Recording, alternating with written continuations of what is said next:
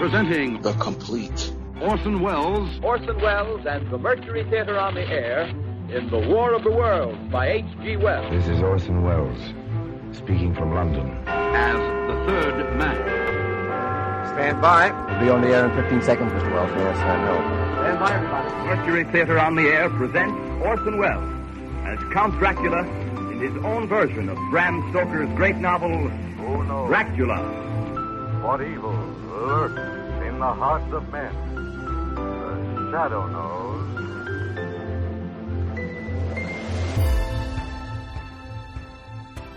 Hello world, welcome to The Complete Orson Welles, brought to you by Dwayne Old Time Radio.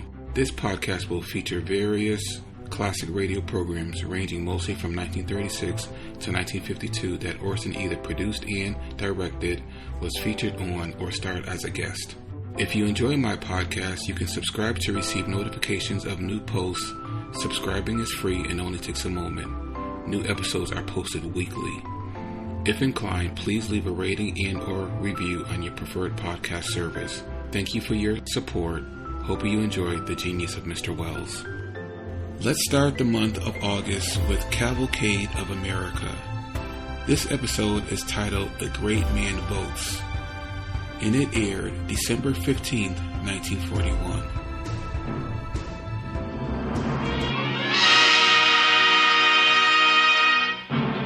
Starring Orson Welles in The Great Man Votes, The Cavalcade of America, sponsored by DuPont, maker of better things for better living through chemistry.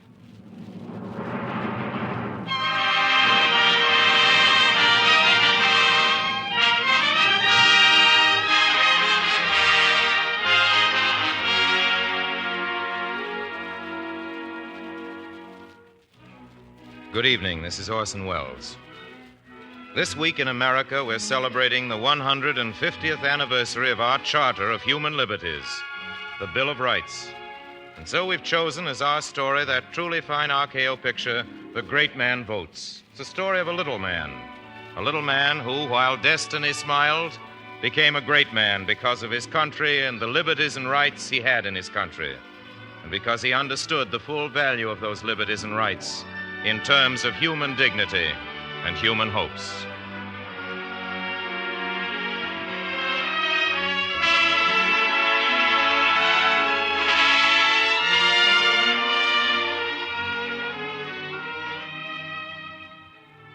The time of this story is any time. The place, America, and any large city in America. The scene is a dingy little frame house jammed in amongst the tall buildings of the city's downtown district.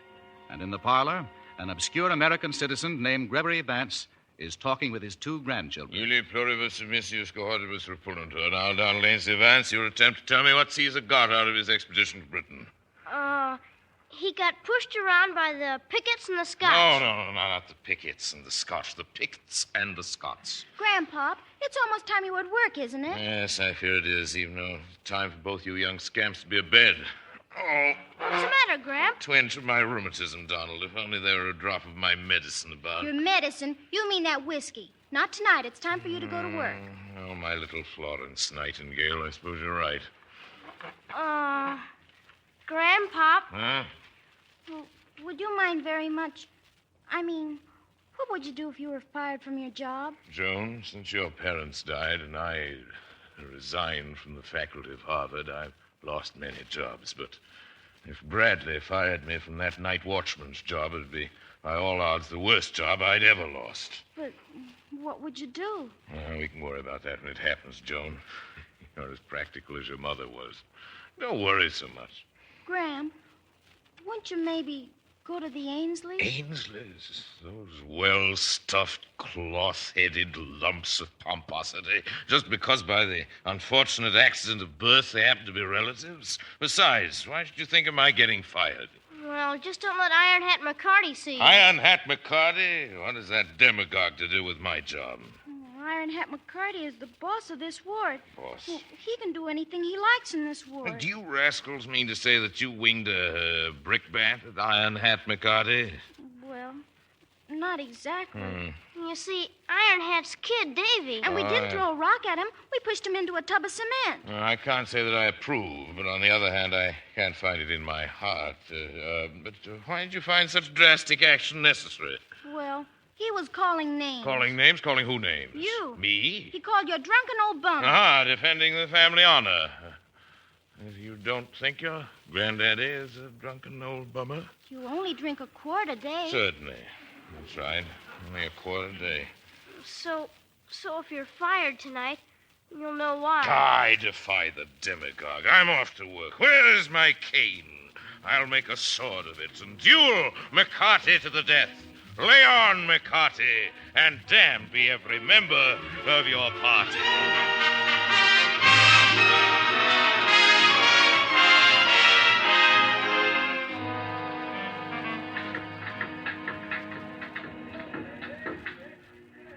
Good evening to you, Iron Hat. Evening, Gillings. Evening. Good evening to you, Brad. I trust you'll be showing up at the polls to register your vote for the administration as usual tomorrow, Brad. You know me, Iron Hat, the straight ticket. Get to the point, McCarty. Yes. A meeting of the city leaders awaits me, Brad. Therefore, I will speak briefly. You'll be in need of a new night watchman here tonight. I've got a watchman, Gregory Vance. I'm not sure he's up to his responsibilities, Brad, if you follow me. I ain't had any kicks on Vance's work. His kids beat up Iron Hat's Davy, and Maggie McCarthy wants him fired. Any kids are likely to knock each other around, Iron Hat. I don't see why... Mr. Bradley, that's an attitude unworthy of you. Especially considering that you're clogging the public streets with building materials. It's been a sad time I've had keeping the street commissioner off you. Your pleasure is my pleasure, Mr. McCarty. That's more the spirit, Brad. I'll find you a worthy replacement for Vance just as soon as I get back from my meeting with these important party leaders. McCarty, sir, you did come. Go on and get to your meeting. So it's you hoodlum's grandfather. You vulture. Fly to your roost. Maybe you'll find some more bones to pick. Get along with you before I tread on the tail of your coat. Come on, Iron Hat. Get in the car. You know you've got a glass jar. If I didn't have to attend an important party meeting, well, I'll take that up with you further, you bog trotter, you. Sorry, Vance, but I have to sign you off. Not that I want to. No, the demagogue has spoken. You're only the echo. McCarty goes to an important meeting, and I go to the ranks of the unemployed. Sic semper gloria mundi.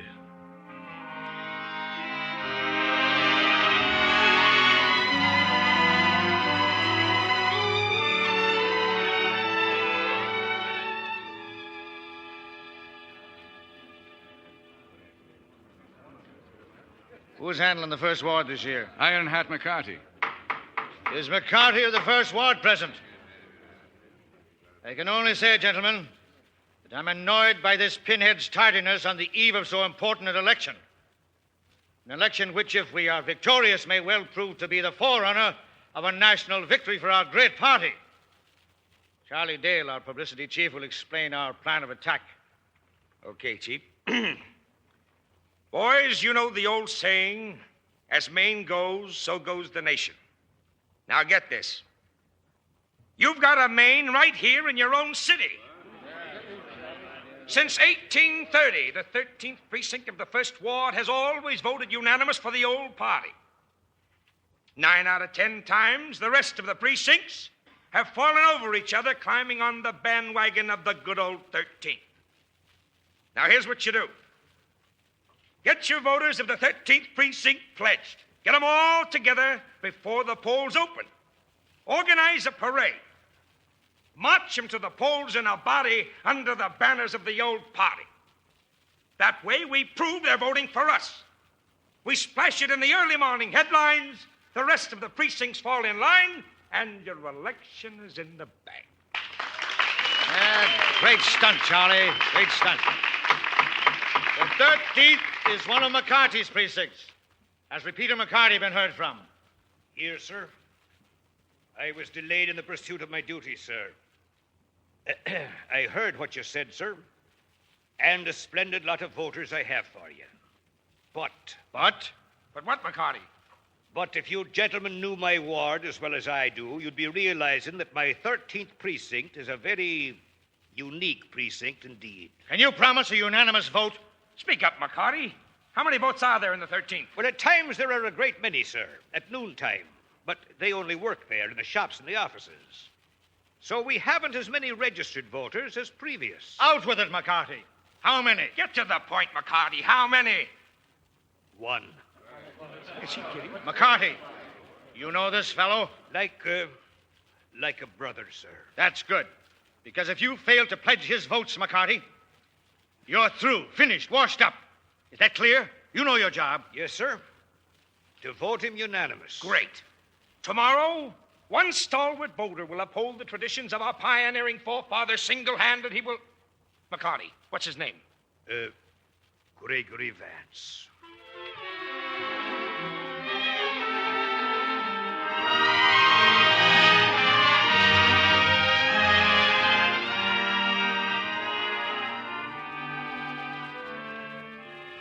You're listening to The Great Man Votes, starring Orson Welles on the Cavalcade of America, sponsored by DuPont, maker of better things for better living through chemistry. As our play continues, we find Gregory Vance returning home from the job that he has just lost. Salutations, my gladiators. Are you awake? Oh, is it morning, Grant? No, not morning yet. No, I got off a little early. Mr. Bradley thought it'd be nice if I could spend a little more time with both of you. You were fired like we said you'd be. That's why you're home. As you said I would be. Like is a preposition, not a conjunction, Donald Ainsley Vance. Well, anyways, you were fired. Yes, as you say, fired I am, but why so glum? See here now, if you two expect to be punished for handing a McCarty a beating, you'll be disappointed. We wish you would spank us, Grandpop. We'd feel better about going away. Who said anything about going away? The Ainsleys. The Ainsleys? When you went to work, we ran away up to Park Avenue to look for them, because we were scared of Iron Hat. And they brought us home in a great big car. And they said they were coming back and bring some people with them. Yes, I think I see. You'd much rather live here than on Park Avenue, wouldn't you? Yes, Gramps. Even if Uncle Chester did say I could have a pony. Oh, I love you lots more than any old pony. Thank you, boy, thank you. Of course, it is nice on Park Avenue. If you live there, Gramp, you might do some of those big things you used to talk about. What's that to do with it? We get along all right here, don't we? It's a nice house, comparatively speaking. Anyway, we have plenty to eat and wear. Not any too stylish, perhaps, but... Well, at least we've never been hungry, have we? No, Gramp. Then you're both quite happy about everything, aren't you? Yes, Grandpop.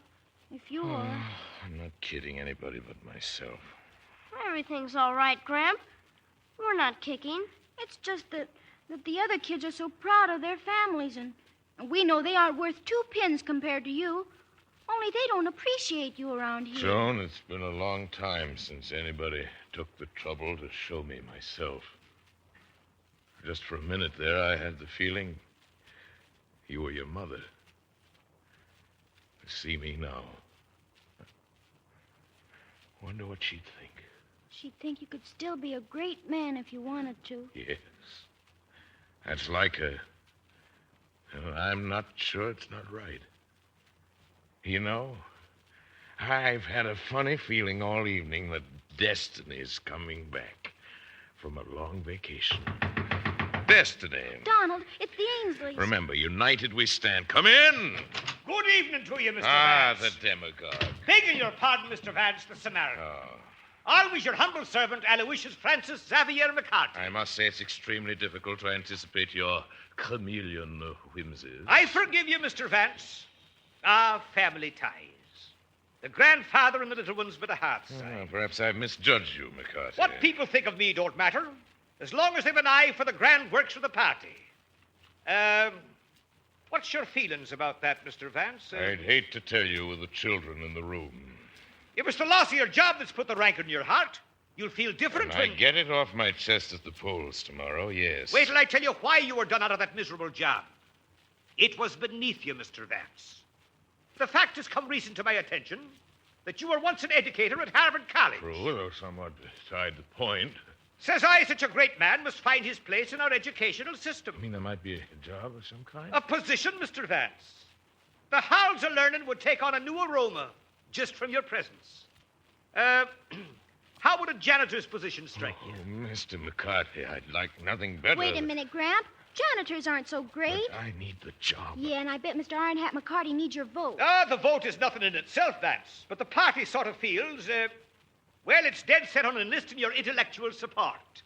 Now, if it's a teacher you want to be... No, that's for ladies teaching. Uh-huh. Well, I was about to say, we might use you right-handedly on the school board. Oh, Mr. McCarthy, all I can Hold say... it, Gramp. Superintendent. What's that, Johnny? Oh, second rater. Oh, please. Commissioner of Education, and that's the last offer. If the job's good enough for the mayor's brother-in-law, it's good enough for you. Please. Take it, Grandpa. And that's the pearl in your oyster, Mr. Vance. If you'll vote the straight ticket. I always vote the straight ticket. Fine. I'll have a car for you in the morning. A pleasant evening to you. And to you, Mr. McCarthy. You're in, Gramp, you're in. I was afraid for a minute you'd spoil No, there's nothing to it. I can't possibly make a bargain with this man. But you said you always voted the straight ticket. So I do, but not McCarthy's ticket. The casting of a vote is the casting of a belief, son. Someday you'll know that a man's vote is not something to be bought and sold.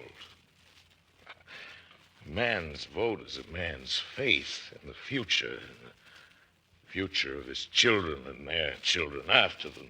It doesn't look like much of a future for us right now. Gee, Gramp, don't let us down. Huh?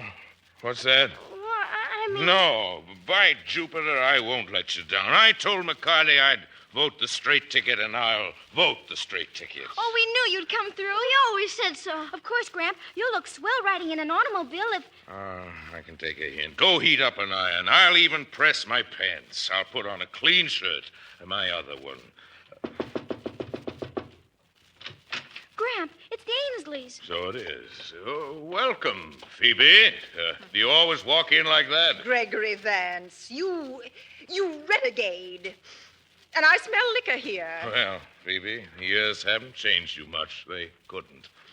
Hello, Chester. This is my attorney, Gregory. We're going to court in the morning with a paper to give us legal guardianship over these unfortunate children. It's obvious they're not getting a proper bringing up. A matter of fact, I just heard that Vance has been fired from his job. Has no visible means of support for the children. It'll be an open and shut case. Why don't you ask the children where they'd rather be brought up, Chester? We'll let the court decide that, Gregory. So far, so good, my benevolent Butinsky. Merely add to your report that I've just obtained an important and highly lucrative position. And you'll have your records complete. Delusions, I should think, Mr. Ainsley. Possibly drunk. You think. As of tonight, I'm the new commissioner of schools. And if you don't believe me, just ask Iron Hat McCarthy. So McCarthy's up to his old tricks, eh? That cheap ward healer couldn't deliver a garbage collector's job. Come, Miss Ainsley, Mr. Ainsley. My clients will call for Joan and Donald in the morning, Mr. Vance. Gramp, does that mean that it was all baloney, what Iron Hat said? Large, succulent slices, I'm afraid.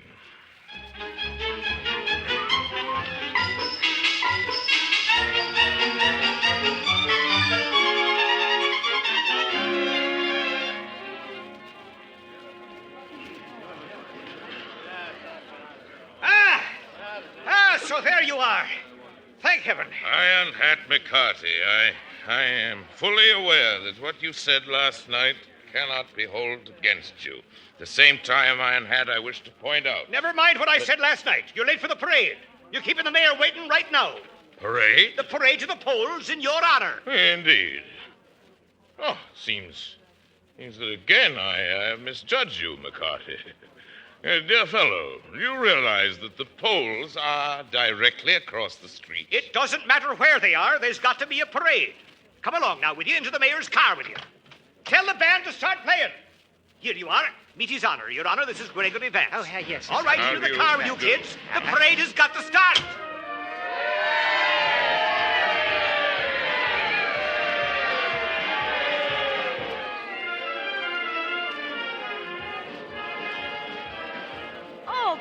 Gramp. Now, if Iron Hat comes through with that commissioner's job... See here, McCarthy. Is it true that you... Just beneath yourself, sir, disturbing the jeweled movements of your mind with such Now, stop interrupting.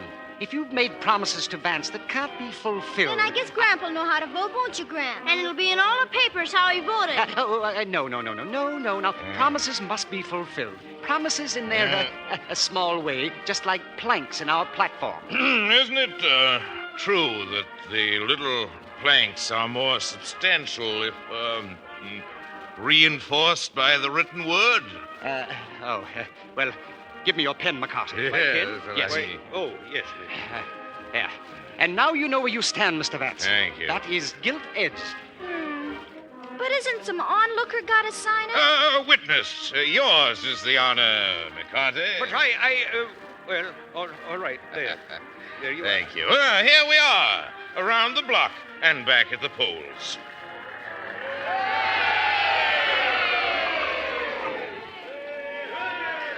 We'll be waiting, Mr. Vance.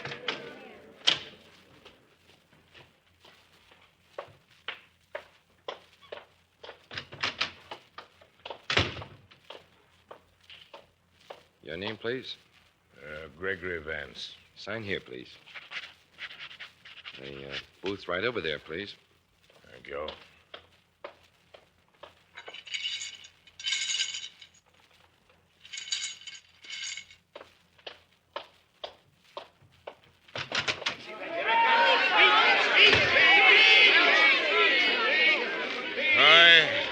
I came, I saw, I conquered. That's Caesar. No, son, that's Gregory Vance, the scrubbiest Roman of them all. Gregory Vance, magnified for a brief moment by a kind destiny in a kind land where greatness is within a people, not within a man. A people and their faith in each other, where any man who calls himself great is only looking at his shadow on the shoulders of those who've lifted him up. On election day, his own feet carry him. On this day, the so-called great walk side by side with the shoulders that have held them high. Side by side, the strongest and the least. And those we sometimes call down and out are equal in a voting booth. Tomorrow I'll be quite forgotten. A bit of shadow glory who, like the rest of you, left his mark only in a ballot box. I'll be no less a part of that total greatness. Because being even the least in a land where strength is so generous is greatness in itself. And as for faith, I know I shall never lack for that.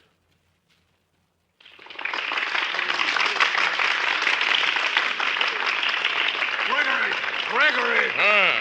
Chester, Your Honor, meet my brother-in-law, Mr. Ainsley. Oh, yes. Well, how do you do? Now, if you'll excuse me, Commissioner. Commissioner of Education, Chester. As I mentioned last night. Yes. Well, thank you, and a happy good day to you, Commissioner. Good You day. must excuse me. I have 1,000 other duties to perform. I'm sure you have. Good day, Chester. Nice to have seen you. Commissioner of Education? Oh, gee, Gramp, you're sure going to be a big man when you take over that job. Well, Joan, I wouldn't count on it too heavily. But, Gramp, the mayor said... Yes, charming fellow, the mayor. You know, I'm rather sorry now I didn't vote for him.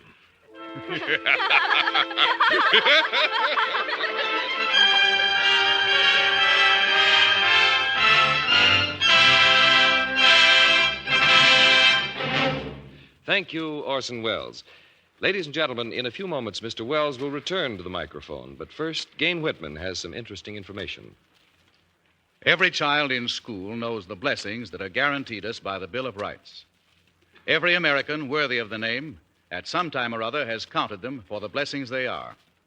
When we tick them off one by one, we are reciting battles won down the long centuries of the struggle toward freedom. Think of them now. You are blessed by the declaration of brave men who lived and endured before you with the right to worship your God as you choose. You are guaranteed free speech and a free press in a world in which today men have been tortured, imprisoned, hanged, and shot for speaking their honest minds. You have the right to assemble peaceably with your friends, your neighbors, and petition your government. You reserve the right to bear arms for the common defense. Without due process of law, no one may deprive you of your property, your liberty, your life. You have the right to a public trial before an impartial jury. No cruel or unusual punishment may be inflicted on you. And today, many of our fellow men beyond our shores are meeting with horribly cruel and unusual punishments. Perhaps the most liberal, the most American amendment of them all is the one that says these rights, and the others granted, do not mean you have no further rights. Count your 10 blessings, America, on the 10 fingers of your hands. Always men have known the ideal of liberty.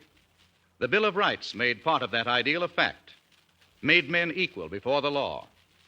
But it's steam and electricity and the mass production America introduced to the world that have provided us with enough food and clothing to go around, and so made the ideal a real possibility for the first time in history.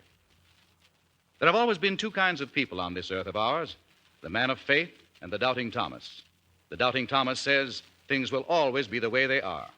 They'll never be better. The doubting Thomas says that women don't need any more washing machines, that there aren't going to be any more inventions, that we've reached the top. Men of faith and courage, on the contrary, know that while our present system is the most productive the world has known, it hasn't even begun to produce what it can. DuPont chemists have every reason to believe, for instance, that the present flow of new products represented by, say, nylon and neoprene is the merest trickle. Tomorrow, the trickle can be a river. Where today chemistry is bringing us a few new plastics and fibers, tomorrow it can bring us hundreds, thousands of new products of which today nobody so much as dreams. Under the freedoms of the Bill of Rights, America will continue to create wealth known to no other nation, will continue production surpassed by no other nation. And to that future wealth and production, as his share, the DuPont chemist will continue to add his better things for better living through chemistry. And now it is my pleasure to introduce to you again our star of the evening, Orson Welles.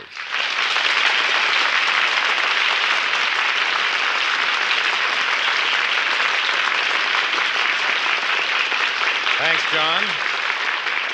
Thank you, ladies and gentlemen. You know, I used to be one of the original Cavalcade players a few years ago. I just want to say that it's a pleasure to be here again. I only hope that those of the Cavalcade audience who remember me enjoyed our play tonight as much as I enjoyed being in it. Thanks, Orson. I'm sure they did. Say, why don't you just carry on from here? You know your way around on Cavalcade. I most certainly ought to. I know that at this point you are supposed to announce next week's show. Well, why can't you do it? Very well, John. I shan't quarrel with you on such an auspicious occasion. Next week, ladies and gentlemen, Cavalcade will present an old favorite of mine and of every theater and moviegoer in America. It's Mark Conley's reverent and beautiful play, The Green Pastures. Cavalcade did it last year at the Christmas season, and because of the enthusiastic response of the listening audience, it seemed appropriate that they should do it again at Christmas time this year. I agree. I'll be listening myself. I hope you will, too.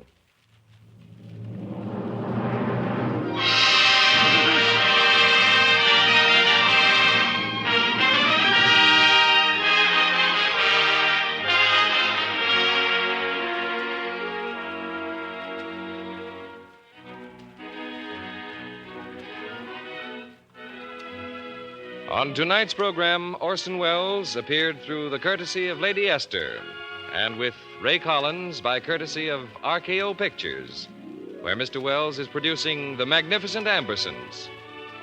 The orchestra and the original musical score were composed and directed by Robert Armbruster. Our play was adapted for radio by Peter Lyon. Every American citizen must become a partner with his government in order to push our war efforts to a victorious conclusion. We are in a war. We've got to fight it and finance it. It's going to cost billions and billions of dollars to guarantee victory for our democracy. Buy United States defense bonds and stamps regularly, as many as you can. Get them at your bank, post office, or savings and loan association. Don't forget, next week, Cavalcade presents The Green Pastures with many of the original cast and the Hall Johnson Choir. On the Cavalcade of America, your announcer is John Heaston, sending best wishes from DuPont.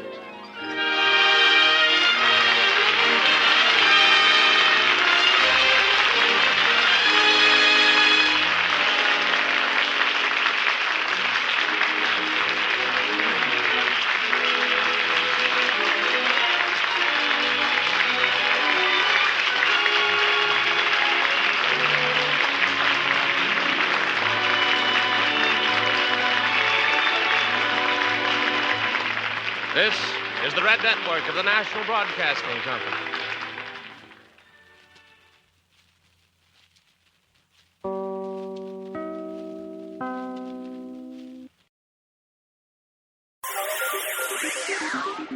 Thank you for listening to and showing your support for my podcast.